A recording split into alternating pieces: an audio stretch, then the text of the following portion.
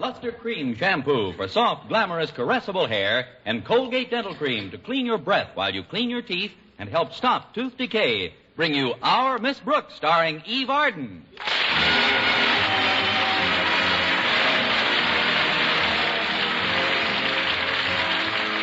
Yes, it's time once again for Eve Arden in another comedy episode of Our Miss Brooks, written by Al Lewis. Well, for most of us, it's considerably harder to get up early on winter mornings than it is during the summer. But this isn't the case with our Miss Brooks, who teaches English at Madison High School. Maybe I'm just being perverse, but if I found it any harder to get up early in the winter than I do in the summer, I'd sleep right through the spring. That's why Mrs. Davis, my landlady, had such a time waking me last Thursday morning. Connie, get up, Connie. Go away, Mrs. Davis. Come on now. You told me yourself that you wanted to get up at 6:30 sharp. I was lying. I can't understand what makes you so difficult to wake up. Oh, it must be because of my dream. Your dream? Yes, I dreamt I was out very late last night. Oh. You did go out with Mr. Boynton last night, didn't you? I had dinner with the bashful one, yes. Was it an exciting evening, Connie? It was a rip snorter. When we got to the front door, Mr. Boynton apologized for keeping me out until the wee small hours. What time was it, Connie? 5 minutes of 10. Of course, by the time he got finished saying goodnight, the way he says it, it was considerably later. What time was it then? 4 minutes of 10. Well, I better take my shower and get dressed, Mrs. Davis. All right, Connie. Mr. Boynton isn't the most romantic fellow in the world, is he? So far, Cary Grant has nothing to worry about.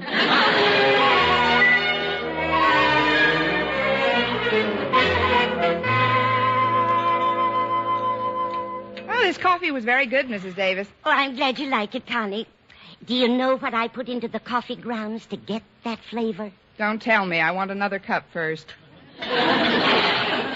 There we are. You want some? No, thanks. I've been thinking about Mr. Boynton all morning. Why, Mrs. Davis, don't tell me I've got competition. Oh, competition? Oh, of course not, Connie. Why, I'm old enough to be both your mothers. Oh, now, please, Mrs. Davis, you mustn't split up over us. Oh, that must be Walter Denton. I can tell because there's still some food on the breakfast table. I'll get it. All right, Connie. I'm going out in the yard for a few minutes. I've got to try to fix that incinerator. The incinerator? What's the matter with it? It caught on fire the other day. I'll tell you about it when I come back. Should be interesting. Be right there. Good morning, Walter. Correction, Miss Brooks. It's a wonderful morning. A delicious morning. A morning dripping with ecstasy. Well, trickle in, happy boy. What are you celebrating, Walter? Was Madison High swept out to sea by a tidal wave? Of course not, Miss Brooks. It's me that's being carried along by a tidal wave. A tidal wave of emotion unprecedented in one of my tender years. It's as if I'd discovered a hidden wellspring in the core of my being. You'll find a blotter in the hall closet.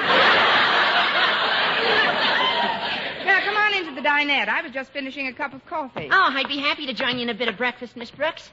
Sit down, Walter. How about a glass of milk? A glass of milk and a few pieces of coffee cake will be fine, thanks. I'm glad you brought your beaming face over so early today. Maybe you can loan me a pint or two of ecstasy. What's it all about? Well, it's Harriet, Miss Brooks. I'm really in solid with her, and all because of a fortunate accident that happened yesterday afternoon. What kind of an accident? Well, yesterday after school, she was in the garage looking for her tennis racket, and her father's car was in the way. Now, you know how finicky old Marblehead is about the... Mr. Conklin is about his car. I know he doesn't let anyone drive it. Drive it? He doesn't let anybody come within 6 feet of it if he can help it. He even parks it himself in parking lots.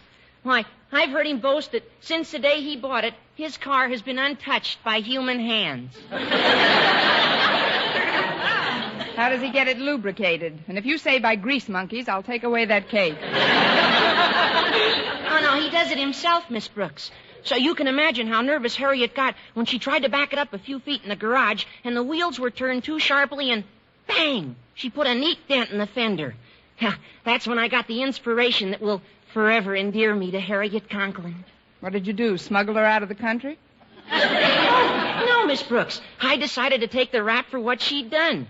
Instead of obeying my normal, natural impulse to run like a crook, I decided to face Mr. Conklin and take the blame.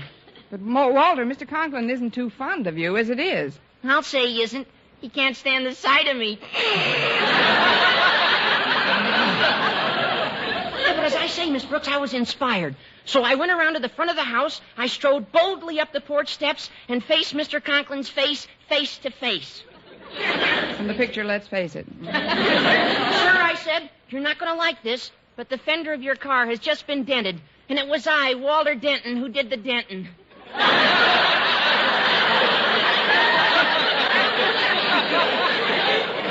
You've been reading too much Ogden Nash. What did Mr. Conklin say to that, Walter? He said, Denton, I admire your honesty.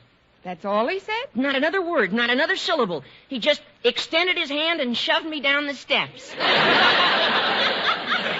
I knew there was some sort of punctuation. But as I landed in the yard below, I felt a warm glow spreading around my heart. I questioned the geographical accuracy of that remark. No, it's the truth, Miss Brooks. I saw a look in Harriet's eyes she helped me up that seemed to say, Walter Denton, I am forever your slave. And you know something, Miss Brooks? That system would work for you, too. But, Walter, I can't be your slave. The Board of Education has a priority.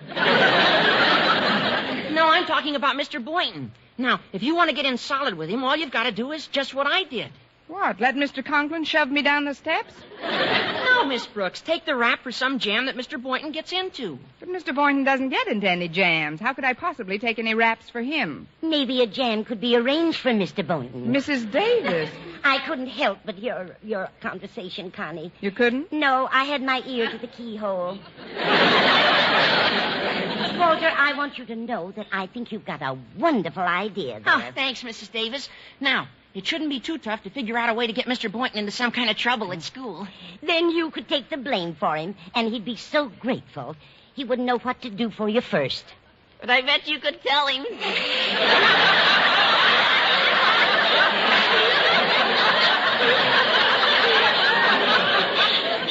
But that would be framing a perfectly innocent man. But it's for his own good, Connie.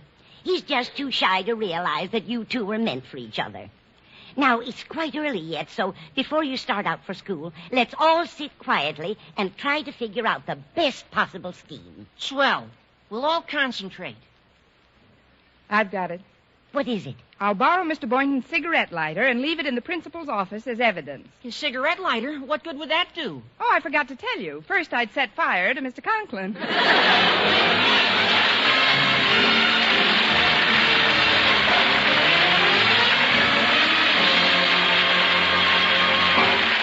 Our Miss Brooks, starring Eve Arden, will continue in just a moment, but first here is Vern Smith. Now, dental science reveals a startling discovery in the fight against tooth decay. Proof that always using Colgate dental cream right after eating helps stop tooth decay before it starts. Continuous research, hundreds of case histories, makes this the most important news in dental history. Eminent dental authorities supervised hundreds of college men and women for over a year. One group always brushed their teeth with Colgates right after eating. The other followed their usual dental care. And here are the amazing results. The group using Colgate dental cream as directed showed a startling reduction in average number of cavities, far less tooth decay. The other group developed new cavities at a much higher rate. No other dentifrice offers proof of these results. And Colgate's contains all the necessary ingredients, including an exclusive patented ingredient for effective daily dental care. No risk of irritation to tissues and gums. And no change in flavor, foam, or cleansing action. As always, Colgate's cleans your breath while it cleans your teeth. The Colgate's now at your dealers is the same formula used in the test. Always use Colgate dental cream right after eating to help prevent new cavities, help stop tooth decay before it starts.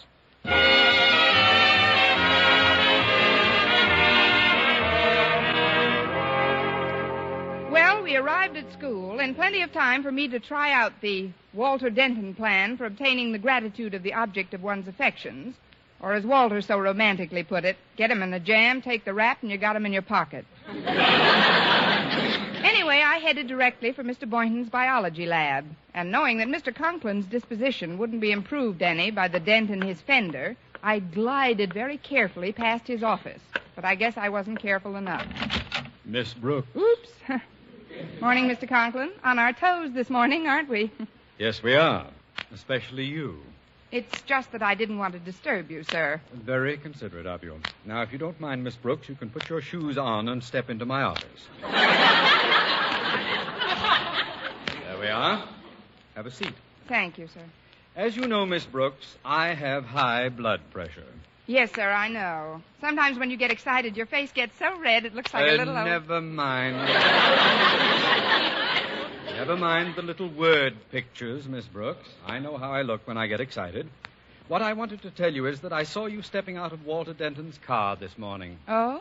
I see you stepping out of Denton's car almost every morning when you come to school, and it rather fascinates me. What does? Well, you see, sometimes I park my car right in front of school, sometimes a few yards to the right of it, and sometimes halfway down the block. But do you know something, Miss Brooks?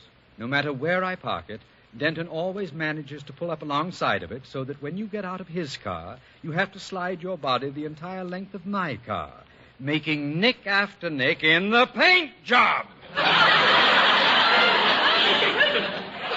terribly sorry, Mr. Conklin. I had no idea I was so abrasive. Well, it's not deliberate, I'm sure. But every third Sunday when I simonize my car, I find a little nick here, a little nick there, here a scratch, there a scrape. Everywhere a scrape. I mean, I can understand your being annoyed, Mr. Conklin, but... I'm glad. You see, Miss Brooks, to me a man's car is a most personal possession. As personal, you might say, as his toothbrush. Well, in the future, Mr. Conklin, you can rest assured that I'll make every effort not to bump into your car. Thanks, Miss Brooks. Oh, before you go, there's one more thing. Yes? Make a little effort to avoid bumping into Mr. Boynton so often, too. You know how I stand on fraternization between faculty members. Mr. Boynton? And me? Why, just put it out of your mind, Mr. Conklin. That's a thing of the past. Oh, really? Of course. Why, if I were the only woman in the world and Mr. Boynton was the last man on earth... Yes, Miss Brooks? I'd like to leave a call for Tuesday.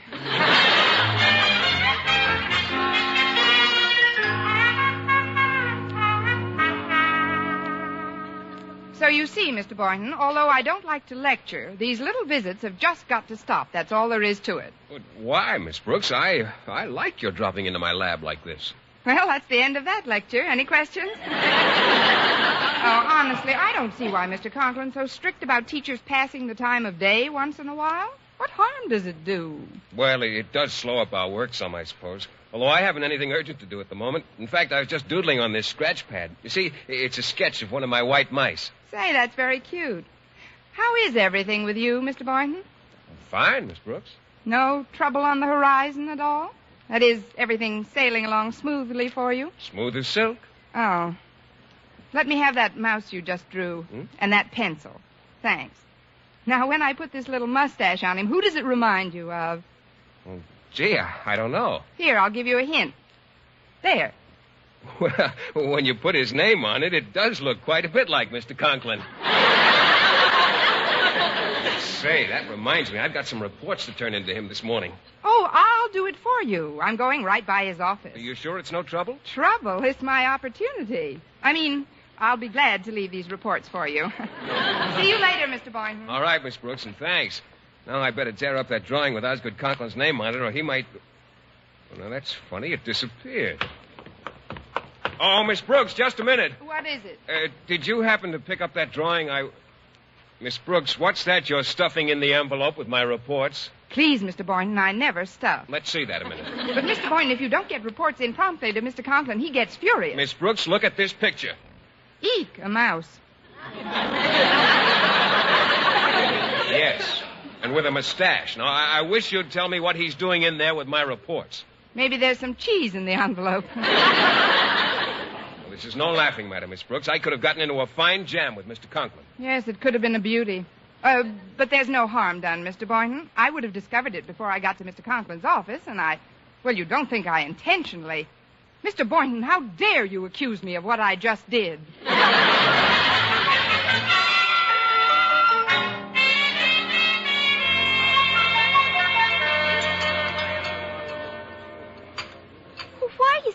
over here, Miss Brooks.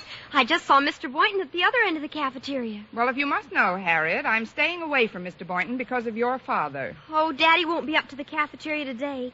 He's been terribly upset since I dented his fender yesterday. Walter Denton took the blame for it, though. He's just an angel, Miss Brooks. Yes, I heard he flew down the steps beautifully. But ever since it happened, Daddy's been on a rampage. He's positive he's got an ulcer. Really? Can he afford one? I'm sorry to hear it. Daddy called the cafeteria a little while ago and had them prepare a special lunch for him to eat in his office. Plain broth and a whole boiled chicken. Walter's bringing the tray over from the steam table now. I promised Daddy I'd bring it right down to his office. Well, here we are, Harriet. This ought to stop the old lion from growling for his victuals. Oh, hiya, Miss Brooks. Hello, Walter. Thanks, Walter. I'll rush it right down to him. Oh, just a minute, Harriet. I was just thinking. I've got to go back to my room for a minute. Why don't you stay here and eat your own lunch and let me take the tray for you? Well, that's very nice of you, Miss Brooks. Oh, it's nothing at all, Harriet. Here, give me the tray, Walter. Are you sure you'll drop it right in Daddy's office? Nothing would give me greater pleasure. Walter, will you walk out of the cafeteria with me for a moment? Oh, sure, Miss Brooks. Excuse me, Harriet. Certainly, Walter, dear. See how nice she is to me? How are you doing, Miss Brooks? Think of any way to get Mr. Boynton into a jam? I think I've got an idea, Walter, but you've got to help me. Yeah? Now, while he's out, I want you to take this tray into Mr. Boynton's laboratory. Just put a little note on it saying compliments of the cafeteria. And whatever you do, don't mention this to Harriet. Yeah, but, Miss Brooks, this lunch belongs to Mr. Quiet, Walter. His office is just a few doors down the hall. You started me on this thing. Now, the least you can do is cooperate. Well, okay, Miss Brooks. I'll put it in the lab right away. But I sure hope you know what you're doing. I sure hope you get your hope. Well, what is it? May I see you for a moment, Mr. Conklin? Oh, come in. There's something I'd like to tell you, sir. Very well, but be brief. Oh, I will. I know this is your feeding time. Lunchtime.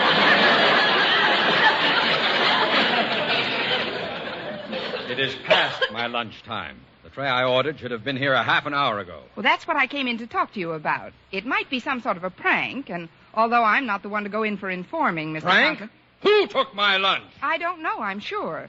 But I thought if you wanted me to, I could inspect some of the laboratories, classrooms, and see who the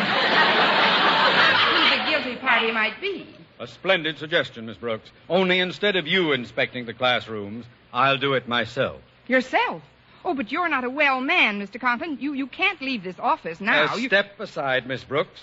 I'm going to locate my lunch, or else.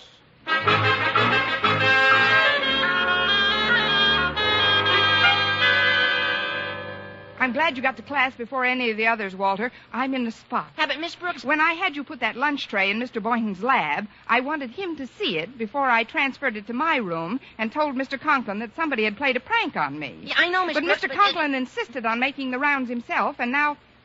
Walter, isn't that the lunch tray on my desk? Yeah, that's what I've been trying to explain, Miss Brooks. Mr. Boynton already had lunch, so when he found it in the lab, he brought it down here to your room. He said he wanted to treat you. Oh, fine. Well, there's no time for any more schemes now. I'd better sneak his lunch into Mr. Conklin's office while he's out looking. Oh, there's something else I've got to explain, Miss Brooks. Although Mr. Boynton had his lunch and I knew you'd had yours, I didn't have mine. So rather than take a chance of getting caught in the hall with it, I ate it. Let's see it.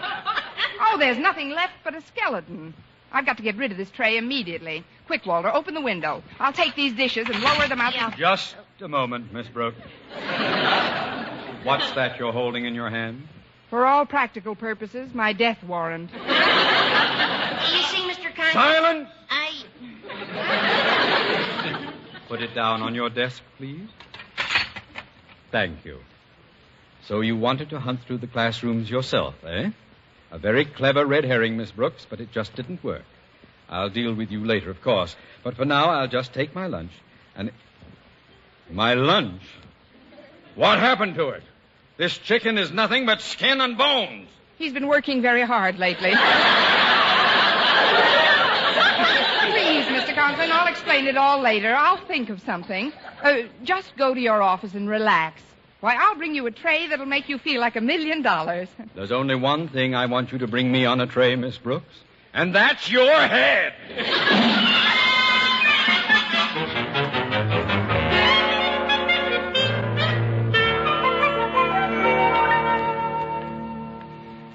Oh, I'm certain certainly glad school's over, Mr. Boynton. I thought this day would never end. Oh, me too. Mr. Conklin was in a pretty bad mood, wasn't he? I can't understand it. He's got such a fine teaching staff. You'd think he'd be happy.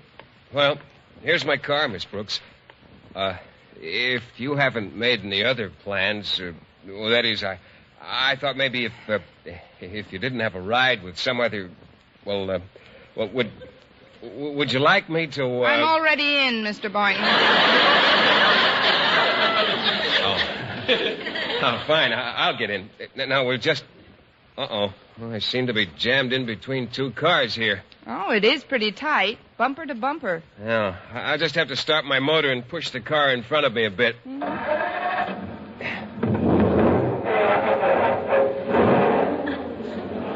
Why do people persist in leaving their cars in gear? You've got enough room now, Mr. Boynton. You can stop pushing the car in front of you. I have stopped. That car's rolling by itself. Miss Brooks, what'll I do? Well, there's nothing you can do. Maybe it'll stop by itself.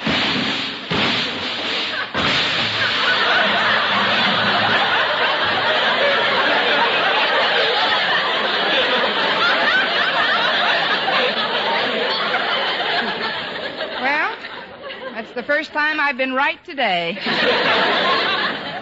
Come on. Oh, look at that fender, crumpled like an accordion. Well, let's see who the car belongs to. Miss Brooks, can you see the certificate on the steering wheel? Quite clearly, Mr. Boynton. It says, and I quote, Osgood Conklin. Osgood Conklin? Well, I guess I'll have to face the music. You wait right here, Miss Brooks. I'm going in and report this to Mr. Conklin.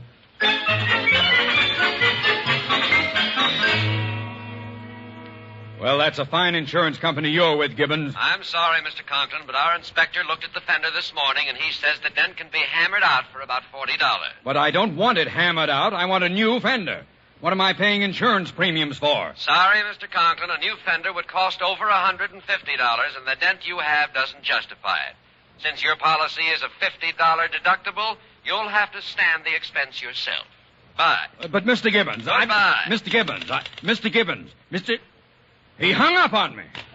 Well, of all the colossal nerve. Oh, pardon me, sir. What do you want, Boynton? I wish to report an accident, sir, an automobile accident. Automobile accident? Anybody hurt? Not yet. You see, sir, it was your car. My car?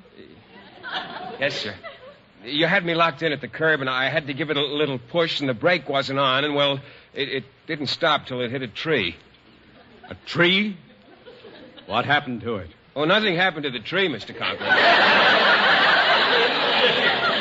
But your fender, it's just... Smashed up pretty good, Boynton? Mangled. Really wrecked, eh? Oh, Boynton, that's wonderful. Wonderful. You mean you're happy about it? Well, of course. I'll show that insurance company they... Oh, wait a minute. That fender couldn't be hammered out, could it? Oh, definitely not. Attaboy, Boynton!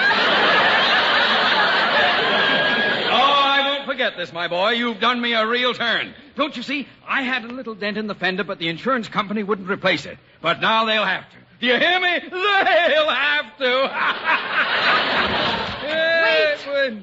Mr. Conklin, you're barking at the wrong tree. I mean, I alone am responsible for what just happened to your car. You? But Mr. Boynton said Never mind what Mr. Boynton said. Now, see here, Miss Brooks. There's no necessity for you to go... Ixnay, Mr. Boynton, I'll handle this. No, Mr. Conklin, I know you're angry at me as it is, but I cannot let an innocent person try to shield me. You can go now, Mr. Boynton. Leave here a free man. But, Miss Brooks... You can thank me some other time. Tonight, say. But I don't understand. Why are you trying to take credit for this, Boynton? Credit? Credit? Look, Mr. Conklin, I don't understand a lot of things that have happened here today, so if you'll excuse me, I'll take Miss Brooks' suggestion and leave here a free man. But, Mr. Boynton, I don't... Now, what's the matter with him? What difference does it make who did what as long as I'm pleased? Miss Brooks, you have no idea what you've just done for me. You're so right. And you, Mr. Conklin, have no idea what I have just done to me. But I told you I'm not angry. Why are you still up a tree? If an English teacher may correct a principal, Mr. Conklin, it isn't a tree that I'm up. What I'm up, and without a paddle, is a creek. Eve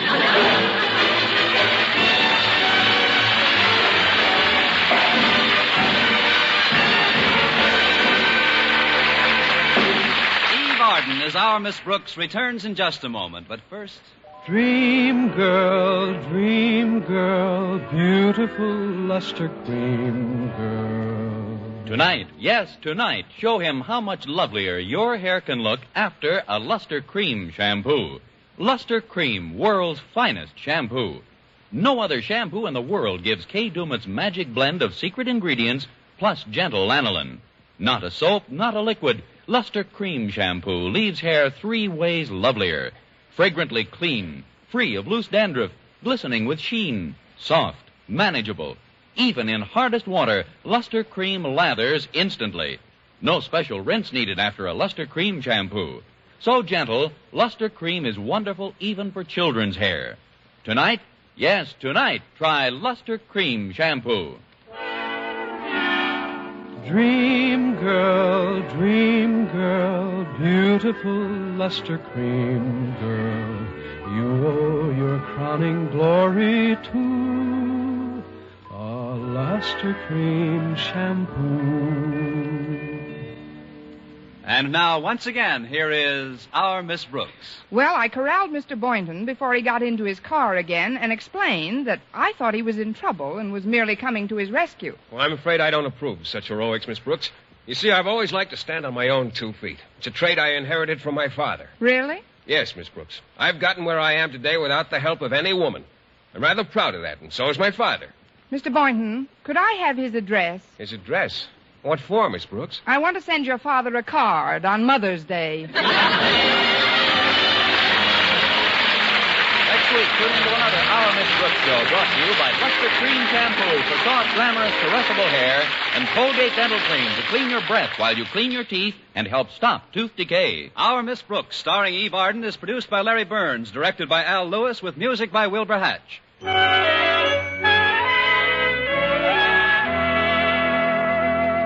Doctors prove you too may have a lovelier complexion in 14 days.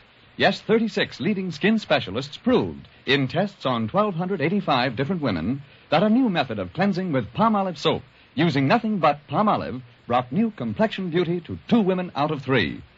Just wash your face 3 times daily with Palmolive soap. Each time for 60 seconds, massaging Palmolive's beauty lather onto your skin, then rinse. So start your Palmolive facials today. See what Palmolive soap can do for your complexion in just 14 days. The people in war-torn countries will be increasingly hungry, cold, and ill with the coming of winter. You can help them by sending care packages. Care packages include vital food, clothing, blankets. Care guarantees delivery. Just send $10 to Care, New York. For mystery liberally sprinkled with laughs, listen to Mr. and Mrs. North, Tuesday evening over most of these same stations. And be with us again next week at the same time for another comedy episode of Our Miss Brooks. Bob Lamont speaking.